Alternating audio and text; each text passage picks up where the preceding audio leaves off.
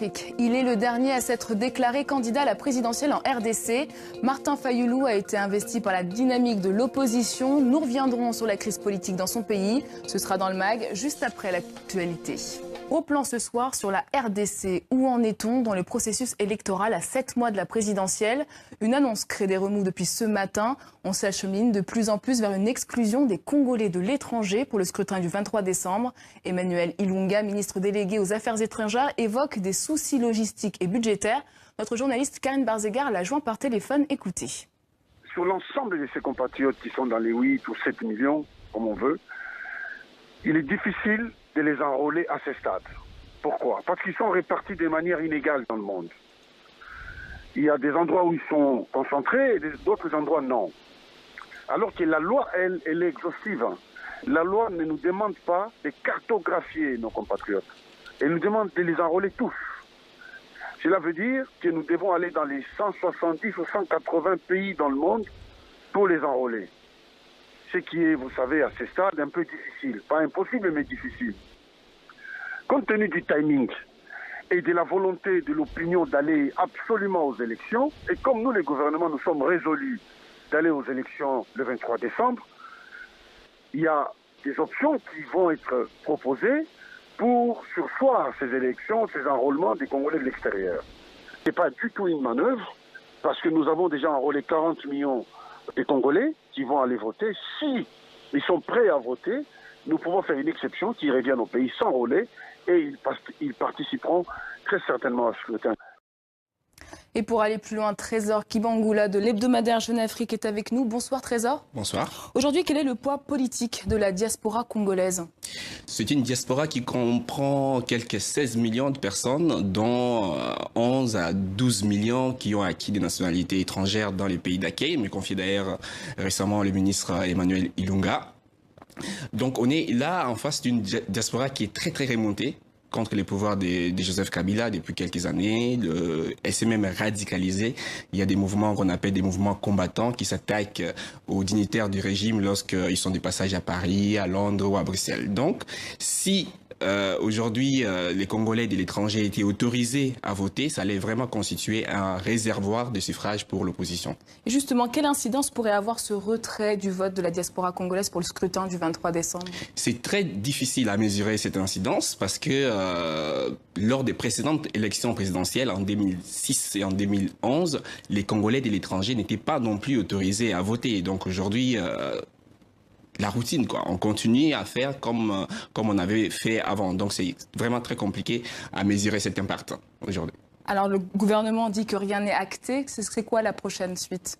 En fait, aujourd'hui, au moment où nous parlons, il y a 2 projets de révision de la loi électorale et de la loi sur l'inscription des Congolais, l'enrôlement des Congolais qui est en discussion. C'est présenté par un député de la majorité. Le but, justement, c'est d'essayer d'imposer un moratoire pour dire que les pays n'est pas prêt pour organiser l'enrôlement de ces Congolais de l'étranger. Et à qui profite le plus cette non-participation des Congolais de l'étranger? À la majorité présidentielle ou plutôt à l'opposition?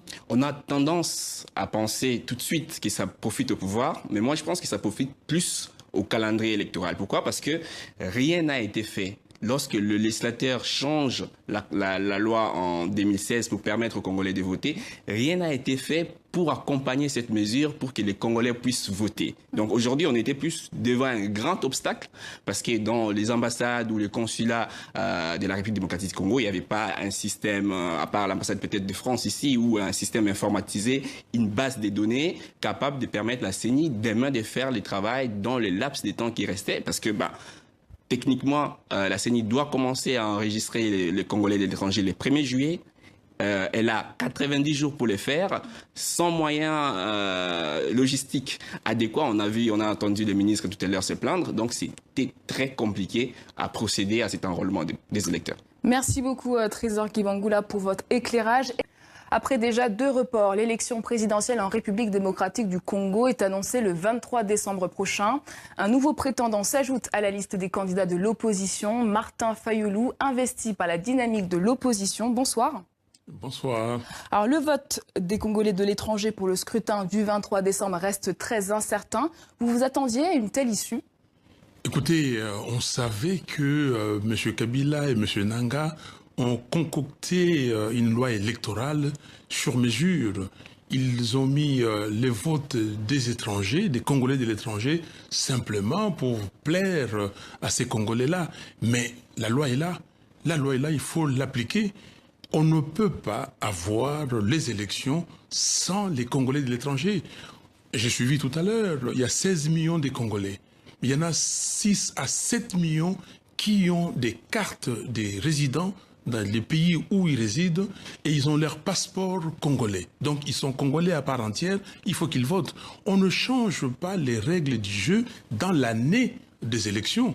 Et nous, ce que nous disons au niveau de la dynamique de l'opposition, on ne peut pas avoir les élections sans, les Congolais de l'étranger, comme on ne peut pas non plus avoir les élections sans un fichier électoral fiable. On va y revenir. L'audit de la machine à voter ne semble plus être aussi à l'ordre du jour. Le recours à ces ordinateurs est contesté par l'opposition. La livraison des machines n'a toujours pas commencé. Pour vous, c'est une stratégie du pouvoir? Tout à fait. Ils ont dit il fallait des experts, il fallait expertiser cette machine. Je ne sais pas comment on pouvait expertiser la machine parce que on peut l'expertiser aujourd'hui et demain on peut tout changer. Non, on ne peut pas utiliser la machine à voter. La loi ne prévoit pas cette machine et personne ne connaît cette machine. Donc nous disons, il faut des élections sans machine à voter, que les Congolais appellent machine à voler ou machine à tricher. Alors selon vous, le pouvoir cherche à verrouiller le vote ou à annuler le scrutin? Mais les pouvoirs cherchent toutes les subterfuges nécessaires pour gagner les élections s'il y a élection ou trouver, des alibis pour qu'il n'y ait pas élection. Martin Fayulu, pensez-vous sincèrement que les élections auront lieu le 23 décembre? Mais ce n'est pas à moi de penser que les élections auront lieu. Monsieur Kabila, au vu de tous ces signaux, qu'est-ce que vous en pensez? Mais au vu de tous ces signaux, M. Kabila cherche à demeurer au pouvoir. Il cherche par tous les moyens à distraire l'opposition, à distraire tout le monde, parce qu'il peut sortir en dernière minute et il vous bombarde les élections, parce que M. Nanga continue à dire qu'il y aura élection le 23 décembre 2018. Mais nous posons la question, de quelles élections s'agit-il? Élections avec machine à voter, élections avec 10 millions d'électeurs, 10 millions d'enrôlés prétendus fictifs, présumés fictifs, que M. Kabila a dans sa gibecière, ou élections transparentes et crédibles. Alors vous n'avez de cesse de demander une transition sans Joseph Kabila, ce qui n'est toujours pas arrivé. Est-ce qu'il ne faudrait pas changer de stratégie et l'inclure dans la solution? Non, mais la stratégie est là.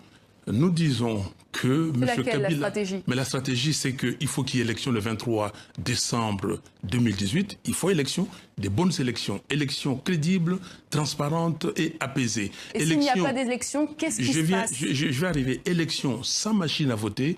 Élection sans les 10 millions d'électeurs présumés fictifs. Élection sans cour constitutionnelle aux ordres de M. Kabila.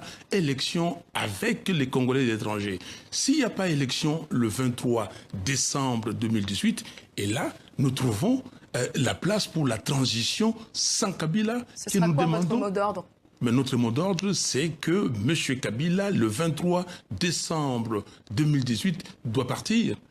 Il n'a plus une seule seconde à faire. Il n'y a pas de minutes supplémentaires, il n'y a pas de secondes supplémentaires. Il doit partir et les Congolais doivent s'organiser et c'est ça le mot d'ordre. Nous allons organiser les Congolais pour que le 23 décembre, M. Kabila puisse partir. Alors vous faites partie de ceux qui ont rejeté l'audit de l'Organisation internationale de la santé sur le fichier électoral. Pourquoi participer à l'élection présidentielle alors même que vous contestez la validité de ce fichier électoral? Il faut qu'on soit clair, qu'on se comprenne. Nous ne participons pas à n'importe quelles élections. Nous ne participons pas aux élections avec la machine à voter, avec 10 millions d'électeurs déjà quelque part de réserve de M. Kabila. Nous participons aux élections crédibles et transparentes. C'est pour cela. Nous demandons à l'OIF de se raviser. L'OIF a donné une conclusion qui est totalement surprenante. L'audit a révélé que le fichier est faux. Avec 6 600 000 électeurs sans empreinte du tout, donc des fictifs, et 2 900 000 électeurs avec des empreintes, pas la totalité d'empreintes. Donc, il faut radier ces électeurs. Ce fichier a été validé. Non, ça n'a pas été validé par qui? L'OIF a dit que ces fichiers... Vous pensez qu'il y aura un autre audit avant décembre? Il n'y a pas d'audit, il faut simplement... C'est ce fichier qui sera utilisé. Non, on ne peut pas utiliser ces fichiers avec 40 millions d'électeurs. Il faut radier les 9 800 000 présumés fictifs et puis afficher ces listes-là et demander à ceux qui ne verront pas leur nom de contester. Donc, de suivre une procédure de contestation. Qui doit engager ces procédures? Mais c'est la CENI qui doit d'abord afficher, radier d'abord les 9 800 000 électeurs, afficher les listes dans toutes les circonscriptions et créer un site internet, site internet CNI avec les noms des, enrôlés. Et ceux qui ne trouveront pas leur nom, par ordre alphabétique, ceux qui ne trouveront pas leur nom, eux iront contester et dire que non, moi je suis M. Tartampion, mon nom ne se figure pas, voilà, je viens pour que vous ajoutez mon nom. Alors vous avez appelé aussi à une candidature commune de l'opposition. Selon vous, qui est le plus à même de la porter, Félix Tshisekedi ou Moïse Katumbi? Et pourquoi vous ne dites pas Martin Fayulu? Parce que vous n'êtes pas la première force politique, pourquoi il serait... Mais ça veut dire quoi la première force politique? Madame, écoutez, un candidat, c'est un candidat qui remplit les critères. Vous avez mis les critères? Il faut mettre les critères. Vous me Alors connaissez? vous êtes le plus à même à représenter l'opposition? Mais non, mais vous me dites, moi, si je me suis présenté, si la dynamique de l'opposition a avalisé ma candidature, c'est parce que la dynamique de l'opposition pense que je passe les critères. Donc il faut aller dans les critères. L'élection, ce n'est pas un présumé popularité. C'est quelle popularité? Ce n'est pas un présumé, comment dire, parce qu'on a des moyens. C'est quel moyen?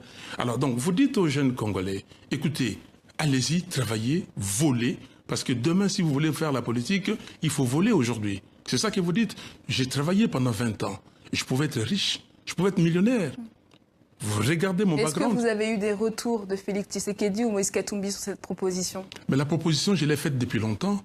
J'ai vu Moïse Katumbi pour la première fois de ma vie le 21 décembre 2015. C'est moi qui lui ai fait cette proposition des candidatures communes de l'opposition parce que l'ESID, mon parti à l'époque, sortait d'un congrès un an avant l'élection de 2016. Et dans ces congrès du 3 au 5 décembre 2015, nous avons dit que l'ESID plaidait pour une candidature commune de l'opposition. Et que Martin Fayulu, président de l'ESID, était candidat et qu'il allait participer à l'arbitrage ou aux primaires pour la désignation du candidat commun. Est-ce qu'il y aura une candidature unique de l'opposition? Mais il faut qu'il y ait une candidature. Il faut qu'il y ait une candidature commune de l'opposition. Il faut que les gens soient conscients que l'opposition doit gagner. Et pour que l'opposition gagne, il faut un candidat solide. Un candidat qui connaît la complexité du Congolais, du Congo, pardon. Un candidat qui a un caractère fort. Un candidat qui doit défendre les intérêts du Congo et non un candidat qui sera un pantin. Une candidature unique de l'opposition?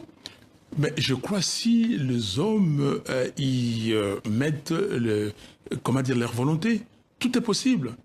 Et nous, on dit à la dynamique de l'opposition, c'est encore possible. Tout est possible si les gens sont de bonne volonté, si chacun de nous mesure ses capacités, ses qualités et ses compétences. Et si la population s'y met. Les candidats de l'opposition ne doivent pas être choisis par l'étranger. Les candidats de l'opposition ne doivent pas être imposés par qui que ce soit. Les candidats doivent sortir des Congolais.